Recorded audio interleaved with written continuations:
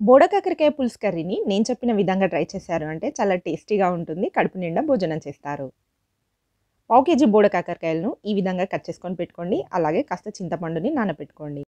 Stove పైన కడాయి పెట్టుకొని oil వేసుకొని అందులో ఆవాలు, జీలకర్ర వేసుకొని కాస్త మినపప్పు, శనగపప్పు కూడా వేసుకోండి. అందులోనే పచ్చిమిర్చి, ఉల్లిపాయ, కరివేపాకు కూడా వేసుకొని ఫ్రై చేయండి. ఇందులోనే పసుపు, అల్లం వెల్లుల్లి పేస్ట్ కూడా వేసి ఫ్రై చేసిన తర్వాత 3 టమాటోలను కూడా వేసుకొని మగ్గించుకోండి. టమాటా ముక్కలు మగ్గిన తర్వాత ఇందులో బోడ కాకరకాయ ముక్కల్ని వేసుకొని 3-4 నిమిషాల పాటు ఫ్రై చేయండి. ఇందులోనే 2 టీ స్పూన్ల కారము, ధనియాల పౌడర్ కూడా వేసుకొని వీటిని కూడా 1-2 నిమిషాలు ఫ్రై చేయండి. ఇందులోకి చింతపండు రసాన్ని వేసుకోండి. అలాగే సరిపడా వాటర్ కూడా వేసుకొని, ఎండు కొబ్బరి పౌడర్, కర్రీకి సరిపడా సాల్ట్, జీరా మెంతి పౌడర్ కూడా 1 టీ స్పూన్ వరకు వేసుకొని మూత పెట్టుకొని మగ్గించుకోవాలి. 8-10 నిమిషాల పాటు ఉడికించుకున్నారంటే ముక్కలన్నీ చాలా సాఫ్ట్‌గా ఉడికిపోయి పులుసు కూడా చిక్కగా వస్తుందండి. ఇప్పుడు ఈ టైంలో 1 టీ స్పూన్ బెల్లము, కొత్తిమీర కూడా వేసుకొని మరొక నిమిషం పాటు మరిగించుకున్నారు అంటే మన బోడ కాకరకాయ పులుసు కర్రీ రెడీ అయిపోతుంది.